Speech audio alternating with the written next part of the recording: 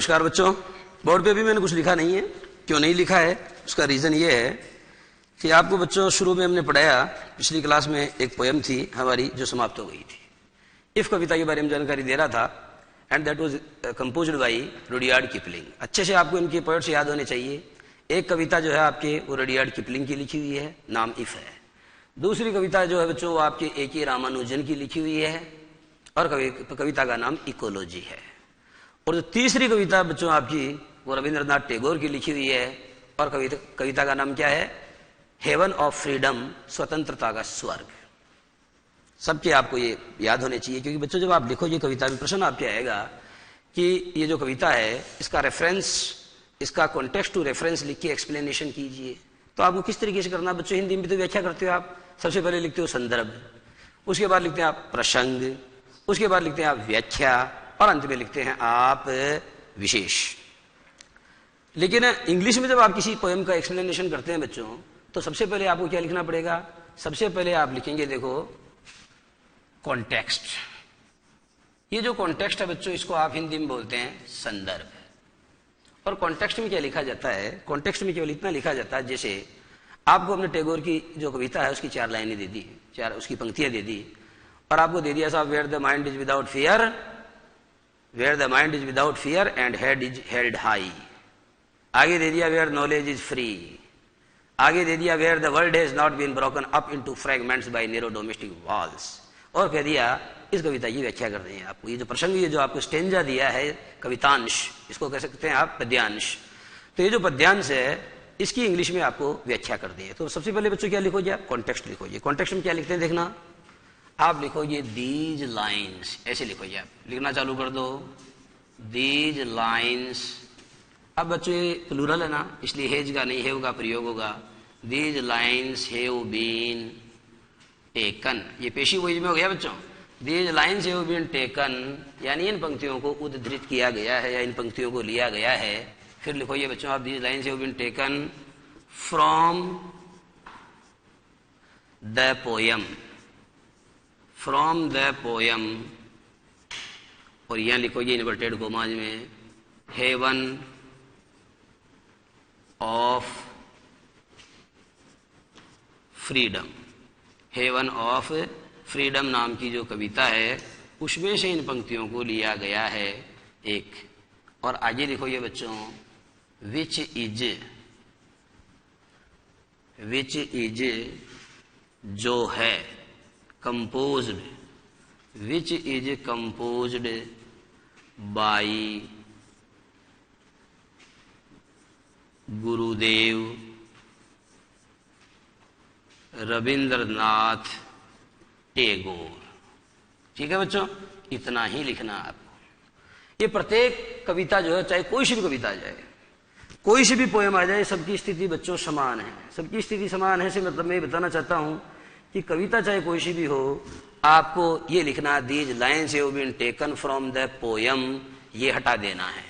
अगर बच्चों ये कविता की जो लाइन है वो इकोलॉजी में से ली गई है तो आप क्या लिख देंगे? These lines have been taken from the poem ecology. ठीक है। विच इज को आप लिख भी सकते हो और छोड़ भी सकते हो, डायरेक्ट भी लिख सकते हो आप composed by.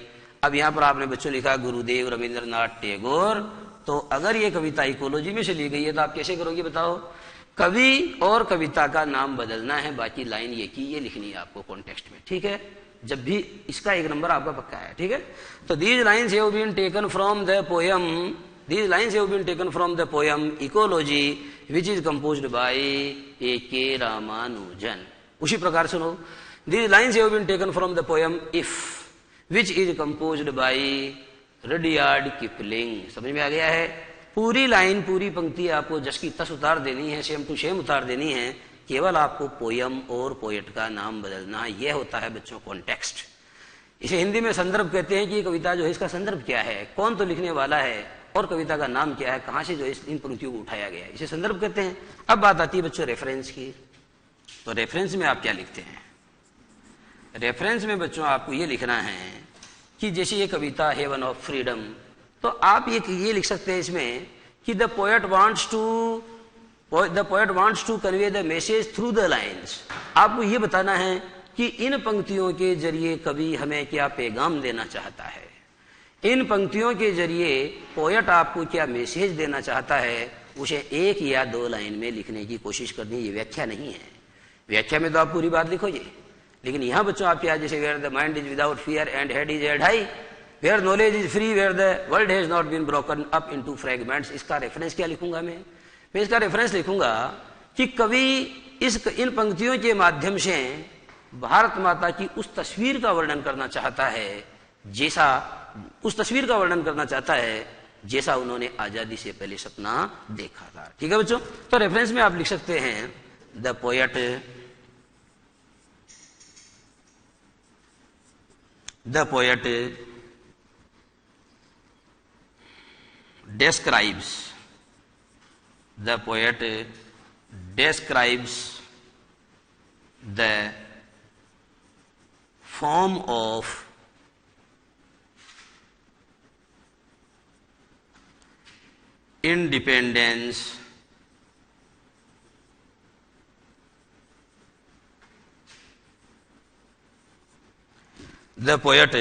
describes the form of independence यानी कवि आजादी के उस रूप को डिस्क्राइब करता है that he wishes या desires for, या विश के स्थान में दूसरा शब्द लिखो आप, that he desires for। इसका मतलब ये हुआ कि इन पंक्तियों के माध्यम से कवि हमारा जो आजादी है, इन पंक्तियों के माध्यम से कवि आजादी के उस रूप का वर्णन करना चाहता है जैसी उसने कामना की है। जिस प्रकार की आजादी की वो कामना करता है वो बात इन पंक्तियों में कहता है। The poet describes the form of dependence that he desires for, यानी जैसी कामना, जिस प्रकार की आजादी की कामना उसने की है, उस बात को उसने इस कविता के माध्यम से, इन पंक्तियों के माध्यम से वर्णन किया। ठीक है बच्चों, अब ये जो रेफरेंस है ये तो आपको पता है कि प्रत्येक कविता में अलग अलग होता है, ये तो बदलता रहता है, लेकिन जो कॉन्टेक्स्ट है उसमें आपको कुछ नहीं करना, पूरा यही उतारना है, केवल कवि और कविता का नाम बदल देना है। ठीक है बच्चों, ये रेफरेंस हो गया है। और आगे डिजायर्स फॉर, और आगे लिख सकते हैं आप एक्सप्लेनेशन। आगे वाला पॉइंट क्या आएगा? एक्सप्लेनेशन। देखो बच्चों, ये जो एक्सप्लेनेशन मैंने लिखा है इसको जरा गौर से देखो। गौर से देखने के लिए इसलिए कहता हूं क्योंकि एक्सप्लेन की स्पेलिंग होती है ये स्पेलिंग, सबने देखी बोर्ड पर? एक्सप्लेन की स्पेलिंग तो ये होती है, इसमें आई भी आ रहा है देखो आप। लेकिन बच्चों जब इस वर्ब की आप नाउन बनाते हैं, आप जानते हो शब्दों के अंत में ION, शब्दों के अंत में ION या TION जोड़ करके हम जनरली क्या करते हैं, शब्दों का नाउन बना देते हैं। तो यह देखने वाली बात यह है बच्चों कि जब आप इसका नाउन बनाते हो तो ये ए हट जाता है, एक्सप्लेनेशन हो गया। एक्सप्लेनेशन के अंदर आप लिखो ये बच्चों, the poet says that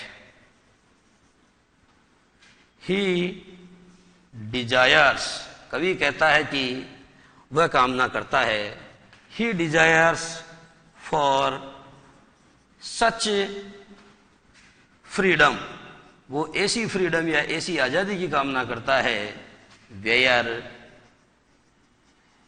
there is no fear, where there is no fear over, where there is no fear over anybody's mind। इसका मतलब ये हुआ, द पोएट सेज दैट, कवि कहता है कि he desires for such freedom, वो ऐसी आजादी की कामना करता है, where there is no fear over anybody's mind, जहां पर किसी भी व्यक्ति के दिमाग में किसी प्रकार का डर ना हो। वो एक ऐसी आजादी की कामना करता है जहां किसी प्रकार का डर ना हो। बात समझ में आ रही है? आगे क्या कहता है, वेयर नॉलेज इज फ्री का मतलब ये है बच्चों, अब आप सीधे सीधे मत लिखो कि वेयर नॉलेज इज फ्री, आप ये लिखो वेयर, आपको ये लिखना है कि जहां आजादी के ऊपर, जहां ज्ञान पे कोई प्रतिबंध न हो। तो आप क्या कहना चाहोगे, where there is no restriction, where there is no restriction for getting knowledge, किसी भी प्रकार का ज्ञान अर्जित करने के लिए किसी प्रकार की पाबंदी नहीं होनी चाहिए। मैंने उदाहरण दिया था आपको, दया पवार नाम का एक कवि है जिसकी एक कविता है जिसमें ओ ग्रेट पोएट, जिसमें वाल्मीकि को संबोधित करते हुए वह कहता है कि हम आपको महान कवि कैसे कह सकते हैं, हम आपको महान कवि इसलिए नहीं कह सकते क्योंकि आपने रामायण लिखी, रामायण के अंदर आपने भगवान श्री राम की जो उनका यश है उसका वर्णन किया है, लेकिन भगवान श्री राम ने एक व्यक्ति को केवल इसलिए मार दिया था, जैसा कि उस कविता में लिखा हुआ है, मुझे ठीक ठीक पता नहीं है, उस कविता में लिखा हुआ है कि एक व्यक्ति जिसका नाम शंभुक था। क्या नाम था? एक व्यक्ति जिसका नाम था शंभुक। तो शंभुक को भगवान श्री राम ने इसलिए मार डाला था क्योंकि वह शूद्र था और उसने उच्च ग्रंथों का अध्ययन करने का दुस्साहस किया था।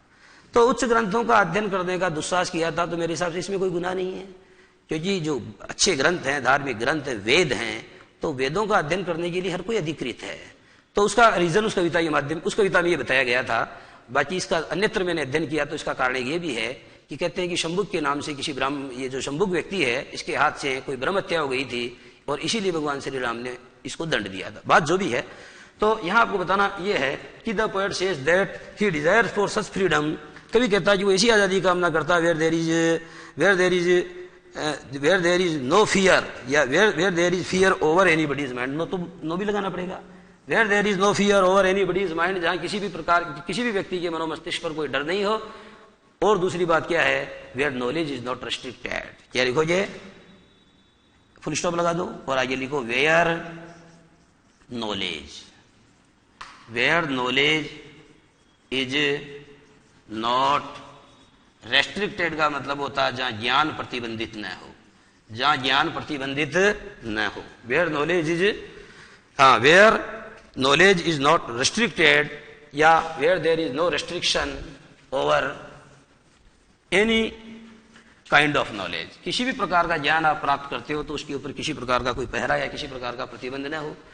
आगे लिखा उन्होंने where the world has not been broken up into fragments by narrow domestic walls, का मतलब यह है कि जहां पर संसार संकीर्ण दीवारों में जाति पाति, ऊंच नीच इत्यादि का जो भेदभाव है, उस प्रकार का भेदभाव उस समाज में ना हो। तो आगे लिख सकते हैं आप वेयर देयर इज, या वेयर देयर इज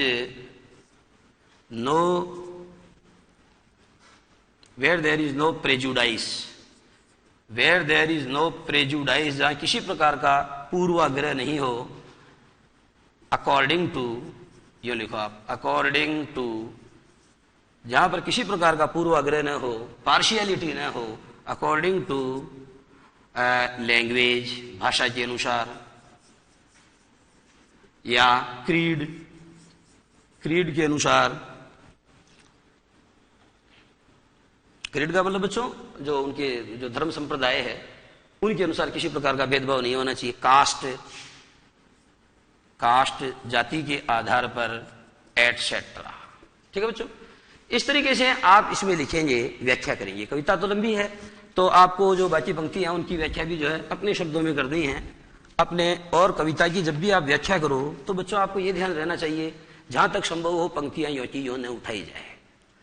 आप उन्हें थोड़ा बदल के लिखने की कोशिश कीजिए, आप उन्हें अपने शब्दों में लिखने की कोशिश कीजिए, आप उन्हें सिंप्लीफाई करने की कोशिश कीजिए। एक्सप्लेनेशन का मतलब होता है टू सिंप्लीफाई ए पोयम, एक कविता का सरलीकरण, सरल शब्दों का प्रयोग करना चाहिए, छोटे छोटे वाक्यों का प्रयोग करना चाहिए। बड़े बड़े जो कॉम्प्लेक्स सेंटेंस और कंपाउंड सेंटेंस है उनका प्रयोग न करके जब आप एक्सप्लेनेशन करो तो आपकी कोशिश होनी चाहिए कि ज्यादा से ज्यादा सेंटेंस कैसे हो सिंपल, जिनमें एक ही वर्ब होती है। सिंपल सेंटेंस वह होता है जिसमें केवल एक ही फाइनाइट वर्ब होती है। तो इस तरीके के जो सिंपल सेंटेंसेस है उनमें आपको कविता की व्याख्या कर देनी चाहिए। और आपके तो केवल इतना ही है, लेकिन जब बच्चों आपका लेवल बढ़ जाएगा तो एक तीसरा आगे वाला चौथा पॉइंट और आता है क्रिटिकल नोट्स। क्या होता है? Critical notes. तो ये जो क्रिटिकल नोट्स या जो क्रिटिकल पॉइंट्स है बच्चों, इसमें नंबर 1, नंबर 2, नंबर 3 लिखते हैं हम। तो हिंदी में तो क्या करते हैं बच्चों, इसको बोलते हैं विशेष, और फिर लिखते हैं प्रस्तुत कविता जो है, जो कविता हमको दी गई है उसकी भाषा सरल, सहज, विषय के अनुकूल तथा प्रवाहमयी है। हिंदी में लिखते हैं आप, ठीक है। दूसरी बात, कविता में तुक है या नहीं है, ये बात भी आप लिख देते हैं। भाई ये कविता जो है फ्री वर्स में लिखी गई है। फ्री वर्स का मतलब मुक्त छंद में लिखी गई है, या ये कविता तुकांत है। तुकांत तो वह होती है बच्चों जिसकी अंत में उसकी राइम स्कीम मिलती है। आपने देखा इकोलॉजी फ्री वर्स में लिखी गई है। आपने देखा where the mind is without fear कविता जो है फ्री वर्स में लिखी गई है। लेकिन बच्चों आपने देखा कि जो इफ कविता है वह फ्री वर्स में नहीं है, उसमें राइम स्कीम है।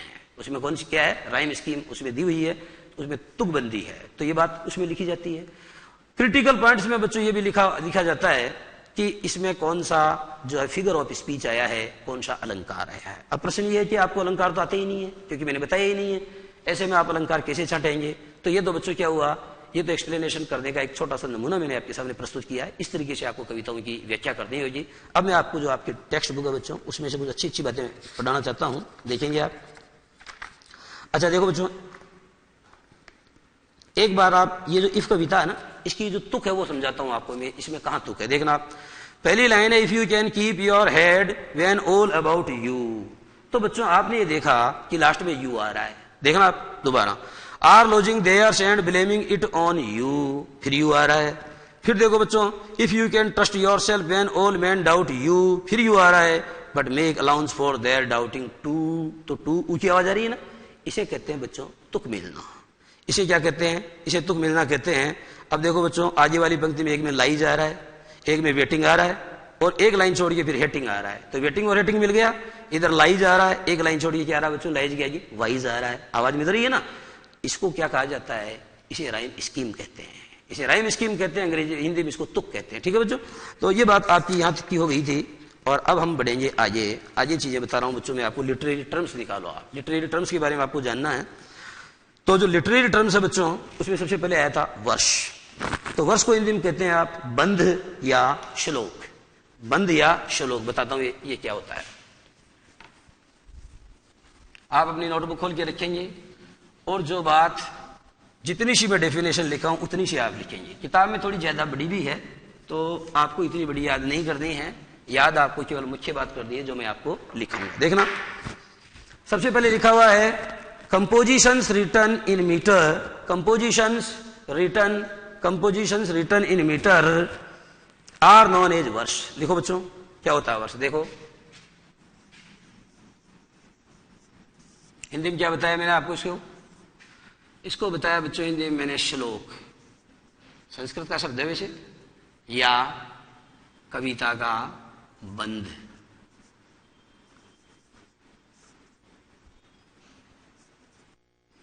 एक कंपोजिशन यानी एक रचना, एक कंपोजिशन विच इज रिटन, जो लिखी गई है, in metre. A composition which is written in metre, a composition which is written in metre is non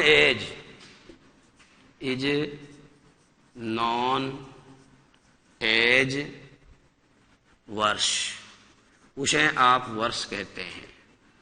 यहां बच्चों जो मीटर शब्द है, इसका मतलब क्या है, छंदबद्ध रचना को ही बंध कहा जाता है। हिंदी में लिख सकते हैं आप, छंदबद्ध रचना को ही बंध कहा जाता है। छंदबद्ध रचना क्या कहलाती है, छंदबद्ध रचना को ही बंध कहा जाता है। एक शब्द बच्चों नॉन एज,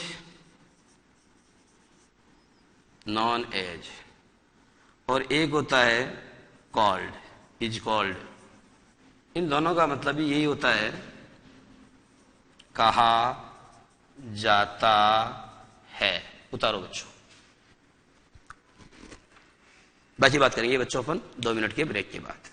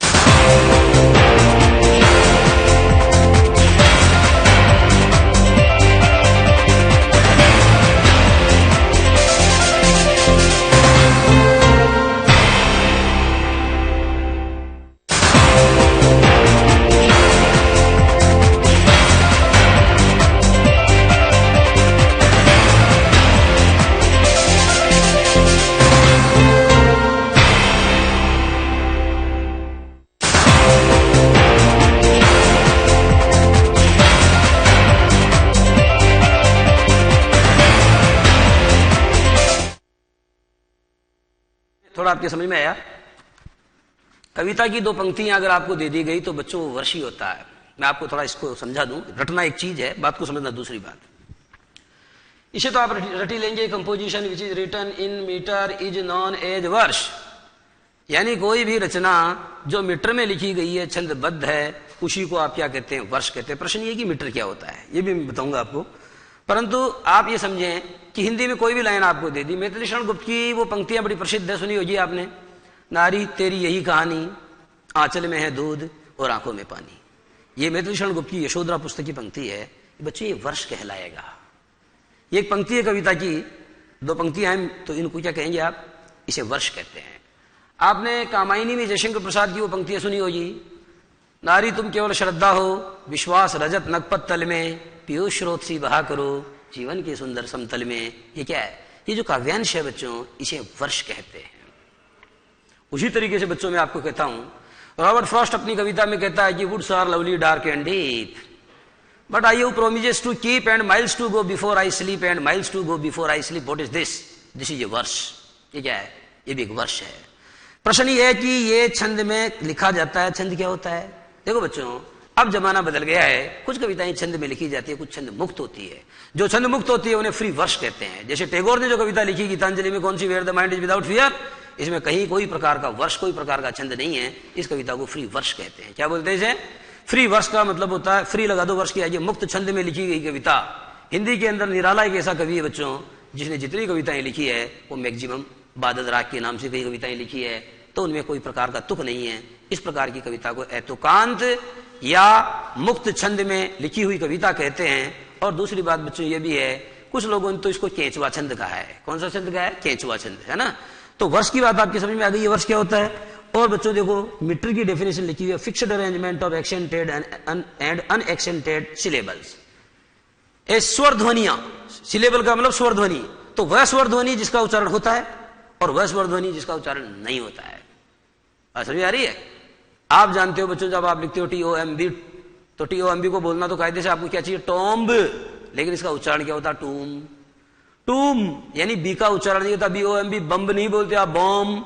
तो मैं समझाना चाहता हूं कि जो बी है बच्चों, वो अनएक्सेंटेड सिलेबल है। एक्सेंटेड का मतलब होता है एक ऐसी ध्वनि, एक ऐसी स्वर ध्वनि जिसका उच्चारण न हो, ठीक है, और एक ऐसी स्वर ध्वनि जिसका उच्चारण हो।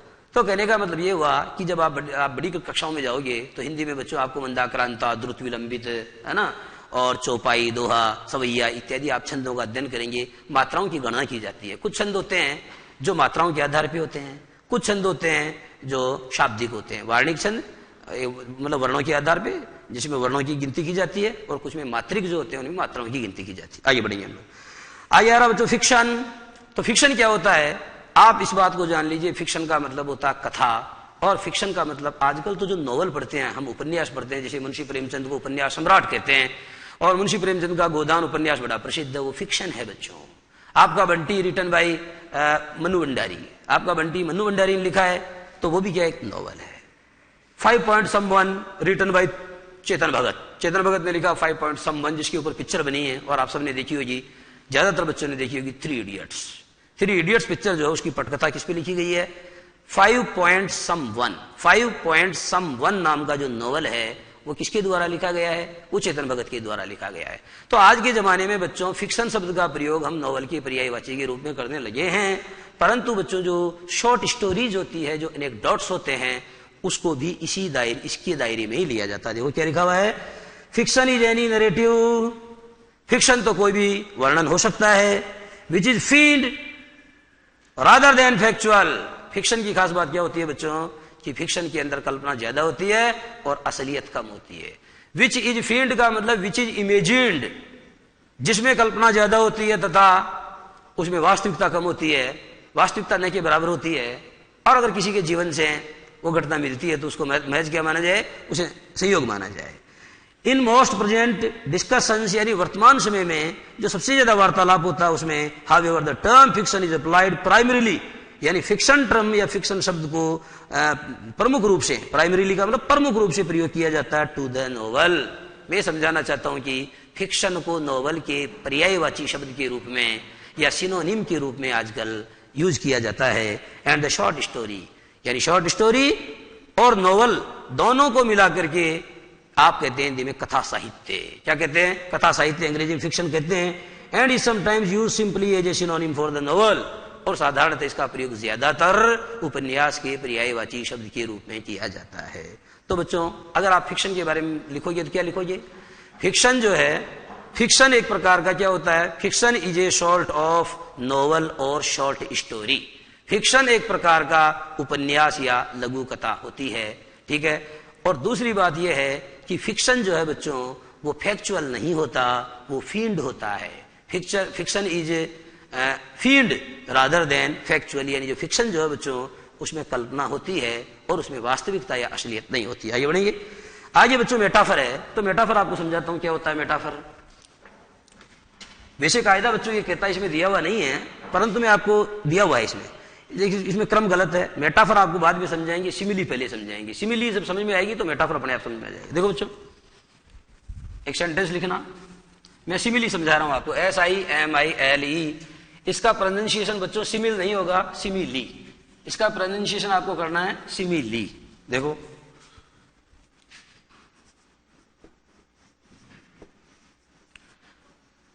आप जानते हो बच्चों, एक शब्द है सिमिलर, यानी समान। एक होता है डिसिमिलर। डिसिमिलर का मतलब होता है असमान। क्लियर है? तो यहां देखो बच्चों, सिमिली ये शब्द जो है, ये कहीं ना कहीं जो है इन शब्दों से इसका संबंध है। इसका मतलब होता है सदृशता, या डिसिमिलर का मतलब असदृशता, सदृश।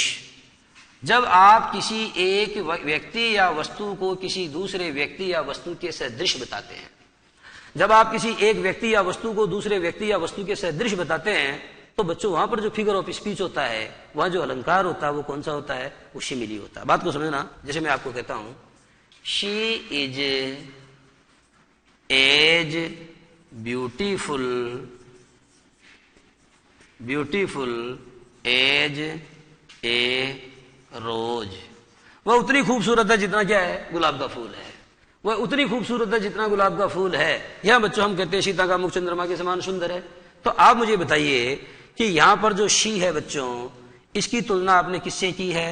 इसकी तुलना आपने रोज से की है। ध्यान से देखो आप, शी की तुलना आपने रोज से की है। ओके।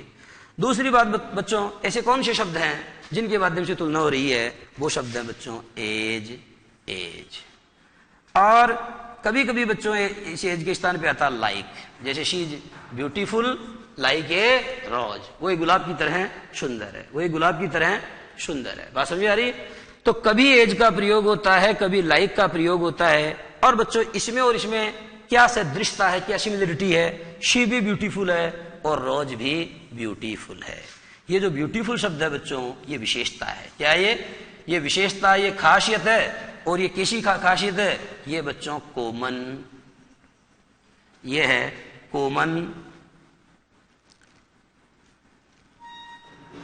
Common speciality. ये कॉमन स्पेशलिटी का मतलब बच्चों ये है समान विशेषता जो दोनों में पाई जाती है। ये विशेषता समान है। रोज भी ब्यूटीफुल है और शी भी ब्यूटीफुल है। दोनों के अंदर ये कॉमन फैक्टर है। ये कॉमन फैक्टर है, अर्थात ये कॉमन स्पेशलिटी है। और एज या लाइक वे शब्द हैं बच्चों जिनके माध्यम से आप समानता बताते हैं।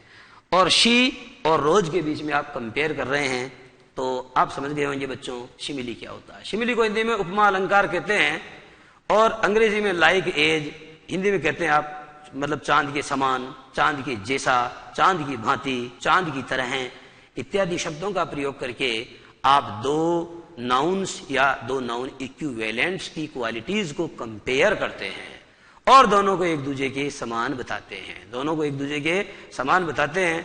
इस प्रकार की कविता में जो फिगर ऑफ स्पीच काम में आता है, उसे अंग्रेजी में बच्चों सिमिली और हिंदी में उपमा अलंकार कहते हैं। हिंदी में अलग अलग बांटते हैं हम। देखो कैसे, आप जानते हो कि जैसे मैं कहता हूं कि सीता का मुख चंद्रमा के समान सुंदर है, तो चंद्रमा जो बच्चों उसे सुंदरता का स्रोत माना गया, तो चंद्रमा क्या उपमान है। और उस उपमान की उपमा किसको दी है? सीता के मुख को। तो सीता का मुख उपमेय है और दोनों सुंदर हैं, ये दोनों का समान धर्म है। और जो वाचक शब्द है बच्चों वो होता के समान, यानी चंद्रमा के समान। इसको आप हिंदी में वाचक शब्द कहते हैं। क्या बोलते हैं हिंदी में? वाचक शब्द कहते हैं, पढ़ के सुनाता हूं, आपकी बात समझ में आएगी। देखो, शिमिली प्रोनाउंस्ड सिमुहली, इसका उच्चारण इस प्रकार से होता है, सिमुहली, इस तरीके से आप इसका प्रोनाउंसिएशन करेंगे। Is a popular literary term, is a popular figure of speech, यह एक बहुत लोकप्रिय साहित्यिक शब्द है, या ये एक बहुत लोकप्रिय अलंकार है। क्या बच्चों, ये अलंकार है। दैट यूजेज, जिसमें काम में आते हैं लाइक और एज, लाइक या एज यानी की तरह। उर्दू में बच्चों बोलते हैं इसको मानिंद। क्या बोलते हैं उर्दू में? उर्दू में शब्द है इसके लिए, देखो मानिंद, ऐसे बोलते हो आप कई बार कि वक्त उस बहते हुए दरिया की मानिंद है जो कभी लौट कर वापस नहीं आता। वक्त उस बहते हुए दरिया की मानिंद है जो कभी लौट कर वापस नहीं आता। यहां वक्त की तुलना बच्चों आपने बहते हुए दरिया से की है। मानिंद किसका काम कर रहा है? ये बच्चों, ये वाचक शब्द का काम कर रहा है, ठीक है। ये और दोनों ही बहते हैं। बहना किसका गुण है? बहना समय का गुण है, और बहना वक्त का, समय का गुण है, और बहना दरिया का गुण है, दोनों का गुण है। तो simile is a popular literary term, simile एक प्रकार का लोकप्रिय अलंकार है। दैट यूजेज लाइक और एज, जिसमें लाइक तथा एज जैसे शब्दों का प्रयोग किया जाता है। टू कंपेयर टू थिंग्स, दो चीजों के मध्य, दो नाउन या नाउन इक्विवेलेंट्स के मध्य कंपेयर करने के लिए। समझ आ रहा बच्चों? कंपेयर का मतलब तुलना होता है। सिमिली की पहली विशेषता क्या होती है? उसमें कंपेरिजन की जाती है। दो नाउन या दो नाउन इक्विवेलेंट्स के मध्य कंपैरिजन की जाती है। और कंपैरिजन किन शब्दों का की सहायता लेते हैं आप? लाइक और एज शब्दों की सहायता लेते हैं, और ऐसा करके आप दोनों को एक दूसरे के इक्वल बताते हैं। ये simile is different from a simple comparison, एक साधारण कंपैरिजन जो है बच्चों, साधारण तुलना, उस तुलना से सिमिली अलग है। कैसे? अब बताएंगे हम आपको। इन दैट, देखो, a simile is different from a simple comparison in that it usually compares two different things. बात दरअसल यह है बच्चों कि जब मैं आपको कहता हूं कि करीना और करिश्मा दोनों ही लंबी है, या करीना भी उतनी लंबी है जितनी करिश्मा, या उपमा नहीं है, ये तो तुलना है, ये तो तुलना है। फिर उपमा क्या है? सीता का मुख चांद के समान सुंदर है, का मतलब ये हुआ बच्चों कि two different objects are there. Sita बिल्कुल अलग है, सीता की चांद के मुंह से क्या तुलना है? बिल्कुल नहीं है। पर आप कह रहे हैं कि सीता का मुख चांद के समान सुंदर है। तो कंपैरिजन तो बच्चों क्या होता है कि साधारणतः एक जैसे व्यक्तियों या वस्तुओं के बीच में हम तुलना करते हैं। जैसे ये लैपटॉप जो है ये थोड़ा छोटा है और आपका वाला इससे बड़ा है, ये तो तुलना है, ये उपमा नहीं है। उपमा क्या है? उपमा तो यह है कि वक्त उस बहते हुए दरिया की मानिंद है जो कभी लौट कर वापस नहीं आता। क्योंकि वक्त और बहते हुए दरिया के बीच में बच्चों कोई कंपैरिजन नहीं है, डिसिमिलर ऑब्जेक्ट्स हैं। कैसे ऑब्जेक्ट्स हैं?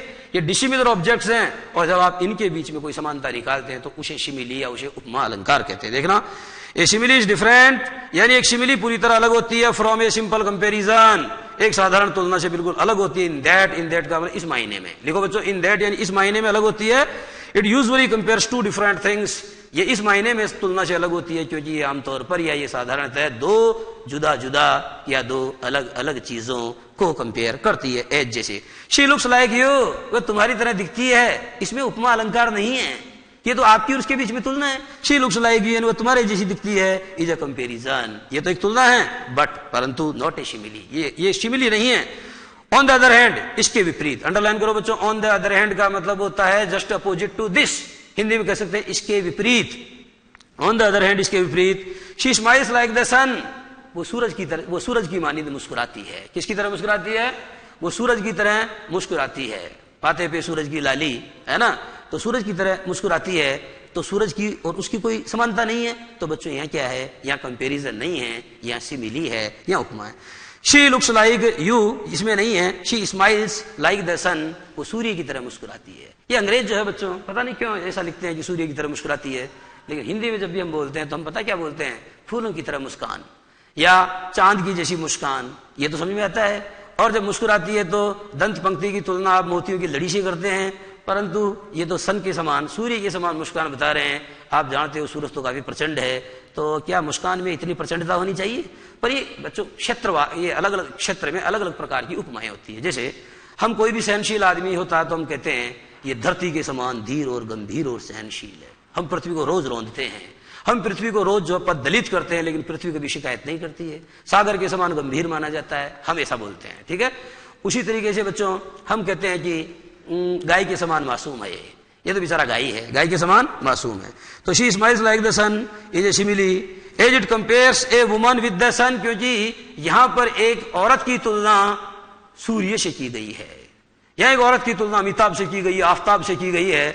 इसलिए बच्चों ये दोनों चीजें बिल्कुल अलग अलग है। आगे देखेंगे, सिमिली डिस्क्राइब्स डिस्क्राइब के बारे में कई बार बताया बच्चों, नोट कर लेना, डिस्क्राइब के बाद अबाउट नहीं आता, डिस्क्राइब अबाउट नहीं होता, डिस्कस अबाउट नहीं होता, मेंशन अबाउट नहीं होता, दिमाग में रखनी ये बात, ठीक है। तो she describe subjects in unique, ये बातों का वर्णन करती है एक अनूठे एंड थॉट प्रोवोकिंग और विचार जगाने और विचारों को जगाने वाली, विचारशील या विचारों को जगाने वाले अंदाज में, वेज यानी होता है इस अंदाज में ये वर्णन करती है by finding similarities in typically different things, विशिष्ट रूप से, टिपिकली यानी विशिष्ट रूप से जो अलग अलग चीजें हैं उनमें समानता ला करके जो है ये जो है उस समानता को दर्शाती है। फॉर एग्जाम्पल, उदाहरण के लिए, consider the description of a thin woman, एक पतली औरत है बिल्कुल शार्ट की तरह, समझ गए, खंबे की तरह है ना। तो आप क्या करते हैं बच्चों, उसको किसी उपमा देते हैं, आप उसे क्या बोल के चिढ़ाते हैं, उसकी तुलना जो है किससे करते हैं, देखना। She is as thin as a rail, rail की पटड़ी की तरह है, रेल की पटड़ी की तरह बिल्कुल पतली है वह, क्षीण है वह। तो बच्चों ये क्या है, डिसिमिलर ऑब्जेक्ट्स है ना, ये कंपैरिजन नहीं है, ये उपमा है। आपने कहा कि वो उतनी पतली है जितना पतला कौन होता है, रेल। रेल का मतलब बच्चों रेलगाड़ी नहीं होता, रेल का मतलब वो पटड़ी होती है जिसके ऊपर से वो छुक छुक करके चलने वाली जो हमारी गाड़ी आती है, तो वो तो ट्रेन होती है, या हिंदी में आप उसको रेलगाड़ी कहते हैं। तो रेलगाड़ी वह होती है जो रेल पर चलती है, और नीचे जो पटड़ी होती है बच्चों, ठीक है, पटड़ी जिसको कर्नल किरोड़ी सिंह भैंसला ने जाकर के उखाड़ा था, वो रेल कहलाती है ना, उसे रेल कहते हैं आप। ओके, तो she is as thin as a rail, my love for you is as deep as the sea, आगे बताया गया मेरा प्यार तुम्हारे लिए उतना गहरा है जितना समुद्र है। यहां बच्चों प्यार की गहराई के बारे में बताया गया कि मेरा प्यार तुम्हारे लिए सागर से भी अधिक गहरा मेरा प्यार है तुम्हारे लिए। तो यहाँ प्यार को, प्यार की और सागर की जो गहराई है उसकी तुलना की गई है। तो बच्चों आप देख रहे हैं यहाँ सिमिली नहीं है, यहाँ क्या है, यहाँ कंपेरिजन नहीं है, यहाँ क्या है, यहाँ सिमिली है।